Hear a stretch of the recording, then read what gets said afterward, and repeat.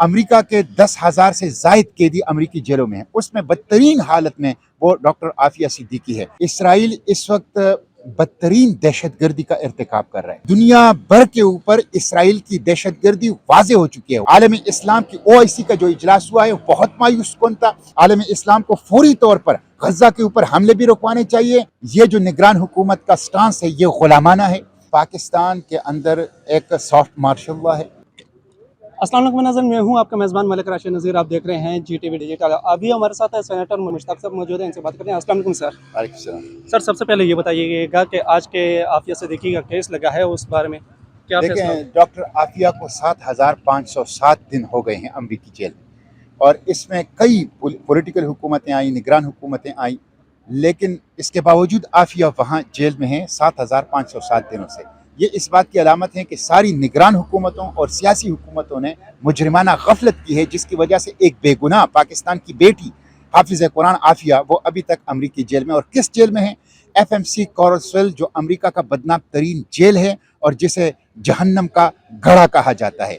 America के 10,000 से जायद कैदी अमेरिकी जेलों में हैं। उसमें बदतरीन हालत में वो डॉक्टर आफिया सिद्दीकी है। तो मैं इस्लामाबाद हाई कोर्ट का शुक्रिया अदा करता हूँ कि वो बड़ी संजीदगी से केस की समाअत कर रहे हैं और हुकूमत को बार बार अकाउंटेबल बना रहे हैं।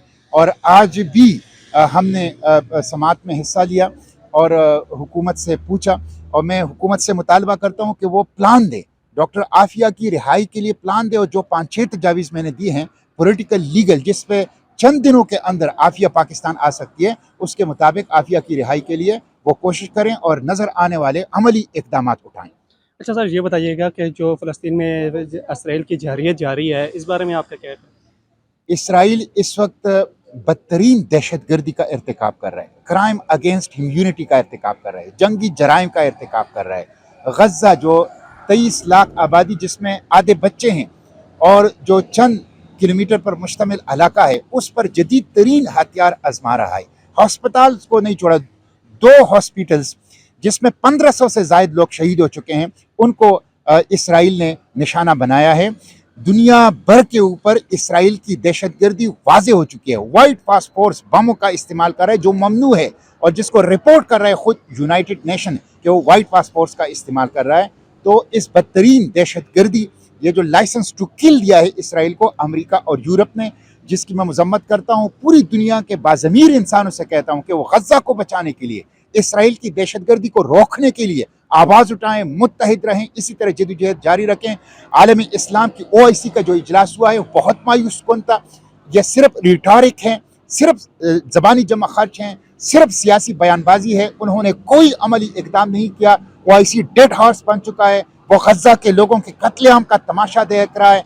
गजा के अंदर एक कार्नेज है, एक जेनोसाइड है, एक मैसेकर है, एक इतनी क्लींजिंग है, और आलमी इस्लाम इसके तमाशाई है। तो मैं इसकी मजम्मत करता हूँ। आलमी इस्लाम को फौरी तौर पर गजा के ऊपर हमले भी रुकवाने चाहिए, मुहासिरा भी ख़त्म करना चाहिए, ह्यूमैनिटेरियन असिस्टेंस कॉरिडोर भी देना चाहिए, गजा और फ़लस्तीन के लिए फ़ंड भी कायम करना चाहिए। गजा और फ़लस्तीन के लिए 60 मुस्लिम ममालिक OIC के प्लेटफॉर्म पर मुसल्लह दस्ते, मुसल्लह फौज भी वो भी कायम करें, और तिजारती बाइकाट करें, मसनूआत की बाइकाट करें, सफारती बाइकाट करें उन ममालिक से जो इसराइल की दहशतगर्दी को सपोर्ट कर रहा है। और उसके साथ साथ आलमी अदालत इंसाफ में इसराइल के खिलाफ जंगी जराइम का मुकदमा OIC दायर करे। सर, OIC में तकरीबन 58 इस्लामी ममालिक के जो हैं वो आते हैं, तो अब तक यानी कि पाकिस्तान की जानिब से जो है ना कोई ख़ास ऐसा बयान नहीं जारी किया गया। जिस तरीके से तो तुर्की की तरफ से आता है, जिस तरह ईरान की तरफ से आता है, और अब तक यानी कि अमेरिका ने भी इसराइल का साथ देने का बाकायदा तौर पर ऐलान किया। बाकायदा उन्होंने अपने बेड़े भी जो है ना भेज दिए हैं, और साथ साथ जो है बरतानिया भी मैदान में आ रहा है। देखिए, पाकिस्तान की जो इस वक्त फ़लस्तीन के इशू के ऊपर अप्रोच है, ये पाकिस्तान के अवाम की जज्बात की नुमाइंदगी नहीं कर रहा। ये जो निगरान हुकूमत का स्टांस है ये गुलामाना है, ये माजरत खाना है, और ये खौफ की अलामत है। इनको खुलकर अमेरिका और यूरोपीय यूनियन की मजम्मत करनी चाहिए, इसराइल की मजम्मत करनी चाहिए, और इनको मुद्दई बनना चाहिए आलमी इस्लाम को लीड करते हुए गजा के लोगों को बचाने के हवाले से। इसलिए मैं समझता हूँ कि ये जो मौक़िफ़ है निगरान हुकूमत का, ये माजरत खाना है, ये गुलामाना है, और ये पाकिस्तानी कौम की जज्बात की एहसासात की नुमाइंदगी नहीं कर रहा है। अच्छा सर, ये बताइएगा कि नवाज शरीफ जो है 21 अक्टूबर को पाकिस्तान तशरीफ़ ला रहे हैं, यहाँ से कल ही उनको जो है ना अदालत से रिलीफ भी दे दिया गया है, जबकि सेम यानी कि प्रोसीजर इमरान खान साहब की जब बारी थी, उनको जो है ना व्हील चेयर पर आना पड़ता था बायोमेट्रिक के लिए भी। देखें, पाकिस्तान के अंदर एक सॉफ्ट मार्शल लॉ है और कोई लेवल प्लेइंग फील्ड नहीं है और सब डीलिंग के तहत जो है मामलात चल रहे हैं।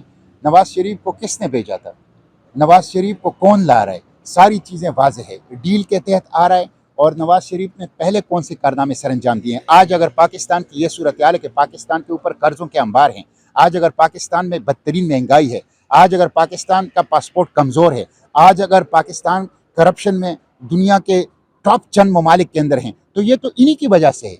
4-4, 5-5 मरतबा हुकूमतें की हैं और पाकिस्तान को इस हालत में पहुंचाया है। इसलिए ये पेपर टाइगर्स हैं, ये कागजी शेर हैं, ये डील के तहत यहाँ पर आए हैं और पहले भी इन्होंने पाकिस्तान को सिवाय मसाइल के और सिवाय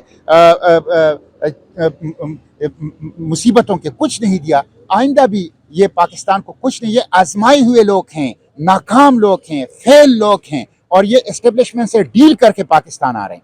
आपको लगता है कि आइंदा इलेक्शन पर हो पाएंगे? अगर हो पाते हैं तो नवाज शरीफ की वज़ीर आज़म की सीट जो है ना वो पक्की कंफर्म लग रही है। देखें, इलेक्शन तो वक्त पे कैसे होंगे, इलेक्शन तो कॉन्स्टिट्यूशन के आर्टिकल 224 के तहत 90 दिनों के अंदर होने चाहिए थे।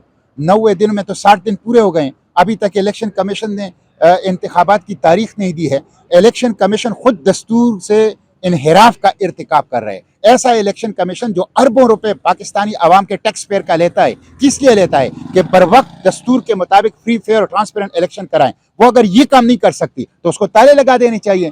तो अभी तक इलेक्शन की तारीख न देना ये बदतरीन किस्म की पाकिस्तान के मफाद, पाकिस्तान के दस्तूर से इनहिराफ है, जिसकी मैं मजम्मत करता हूँ।